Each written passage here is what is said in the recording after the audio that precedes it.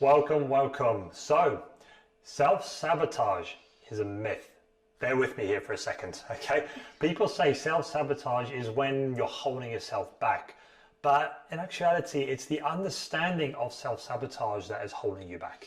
Oh yes, so we believe that self-sabotage is a myth, and that's a bold statement, isn't it? And some of you might even feel uncomfortable at the sound of that, because you know what we're talking about here, I think, on a deeper level.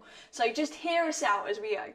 Well, we believe it is about a lack of awareness and responsibility. So for example, if you know that you are doing something that is not serving you, okay, your responsibility is that you need to do something about it. Okay, isn't that right? Yeah, and most of you will probably agree with that statement, won't you? But in reality, we actually blame this thing that we call self-sabotage, right? And we give it this power by labeling it, and we really start to identify with it, or as if it's something outside of us and it's happening to you, or even if it's happening inside you, it's happening to you within. Exactly. People blame self-sabotage as the reason for their lack of results and no results in any area of their life.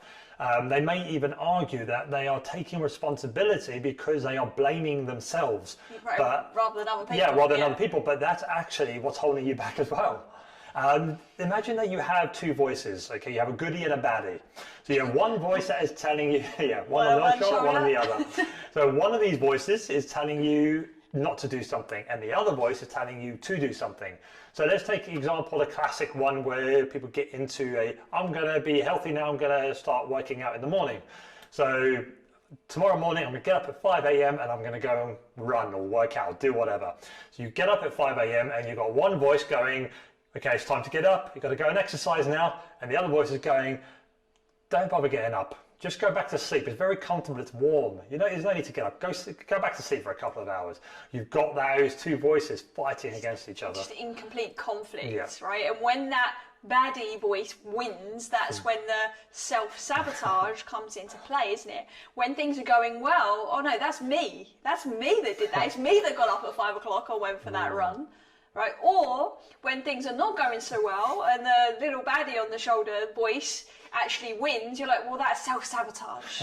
That's self-sabotage. That was the reason I did it, because I'm self-sabotaging. And we kind of put the full stop there, don't we? But we need to start to understand and remember that we are both voices. We are the goodie and we're the baddie. So it's about now training that baddie voice so that it's aligned to be able to move forwards, rather than just stopping there. Yeah, for sure. And self-sabotage can become one's identity. Yeah. A lot of people refer to themselves as I'm a self-saboteur. Okay, this kind of gives the inclination that it's who you are, but it's not. No, okay? It's not who you are. Absolutely not. And we have clients that come to us and say, we haven't achieved this before because I'm self-sabotaging. And it's like, okay, well, the real reason is actually a lack of you examining the reasons why, not looking under the hood, right, and actually seeing what's really going on. It's moments of misalignment from what you say you want from how you're behaving, and it's a disconnection of your deeper reason why you actually want to be doing whatever it is you're doing. There's some beliefs, and there's some thoughts, and there's some key things there that are all tangled up that are causing this sticking point for you. And these undesired behaviors, or these the self-sabotage, are usually automatic. Okay, yes. Therefore they are learned ways of being. Yep. Okay, it's kind of unexamined beliefs and programming which is actually causing your results. Yeah, exactly. So for example, let's say you need to do this one thing for your business so that you get the result that you're looking for, but you don't do it. There's a strong chance there's a belief under there that you're not worthy of the success you would get, or you're not deserving of the success that you would get if you was to do this one thing. It really depends on your own belief system. These are just examples. Yeah, or you don't follow your passion, for example, because you care too much about what people think about you. Such a common one. You just care too much about other people's opinions, which stops you from following what you're passionate about. Yep, exactly, you guys. And these are just a couple of beliefs of how your underlying thoughts and beliefs are driving your behaviours that could be holding you back. And it's your job to really start exploring what these underlying beliefs can be, because when we don't, we fall into this trap of just believing, oh, we're self-sabotaging again, we'll try again tomorrow. And actually there's a massive gap missing there where you've got to start to examine and recognize what's going on, because, you know, your nature is to try and stay in your comfort zone, right? And whenever you're trying to move forward or you're trying to get a certain result, you know, you're challenging that comfort zone, you're pushing the boundaries of what it is you're used to. That's why it's so important now to start thinking, okay, what's stopping me from going out of my comfort zone? Because that is what's really going on, not this self-sabotage thing. Definitely, self-sabotage is a myth, like we said earlier, because it really is about a lack of knowing oneself. Self-sabotage is the symptom. Okay, listening is the cure. Oh yes, definitely. I love that. Yeah. So how to listen, right? How to listen, and how are we supposed to be digging deeper? How are we supposed to understand what's really going on? So let's give you a few things for you to reflect on and explore and to just think about. There's only a few because it's such a massive topic. We just want you to be at a starting point right now. So the first one is to ask yourself, what would your life look like if self-sabotage didn't exist? Right? So what would happen if you weren't getting in your own way? What would that look like?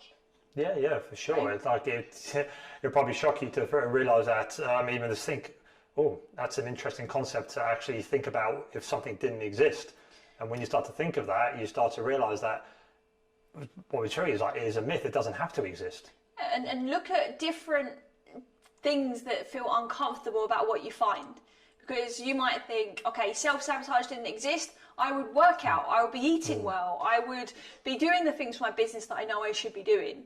You've painted a very vivid picture of what your life would look like if you did all those things. You'd look the way you want, you'd feel the way you want, your business would be doing what you want it to do. You'd be probably in a different state of wealth compared to what you are now. But then you've got to explore and discover, okay, well, what makes me feel uncomfortable about that? About that nice big picture? What about it doesn't feel real to you? What doesn't feel familiar to you? And that's where kind of number two comes in, which is explore what's behind that behaviour. Yes. Okay, because something is unheard. Yep. Basically, that behaviour is trying to tell you something. You just need to, again, listen to it and hear it. Yep, definitely. And guys, the last thing I want to really, really focus on here from your own exploration is start to understand that it's not negative.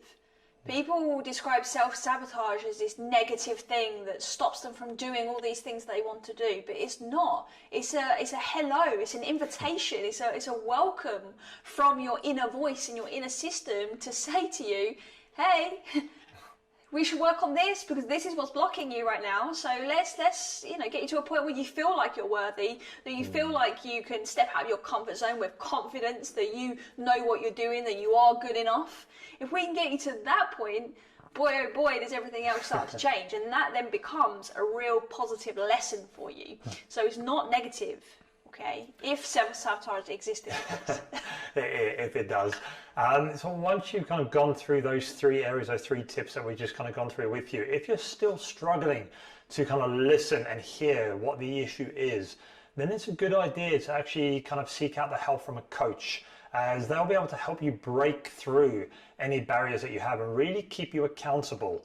Okay, it's something that everyone does. We have coaches, everyone has coaches, and they do help to kind of help you see things a bit more clearly, help you to understand what's going on when you're struggling to find the answers yourself. Definitely. A big part of that as well is seeing blind spots. You know, we coach other people. One of the biggest things that we're doing is bringing their awareness so it becomes more heightened, right? We're allowing them to see things for themselves which are already there that maybe they didn't notice before. And the minute we they kind of pull back the veil and see what's really going on, then it's not a problem anymore, right? We get to do something with that. We get to let it go. We get to reframe it. We get to change it so that you don't have to experience the same kind of sticking points and obstacles that you've been experiencing before. For sure. Yeah. Exactly. So stop blaming self-sabotage and do the work necessary to look inward to springboard you forward. Yep, absolutely. So it's a nice, short and sweet message from us here today. As always, guys, if you've got any questions, any feedback, any thoughts, please reach out. Let us know. We'd love to hear from you. Definitely. So until next time, see you soon. Bye. Bye.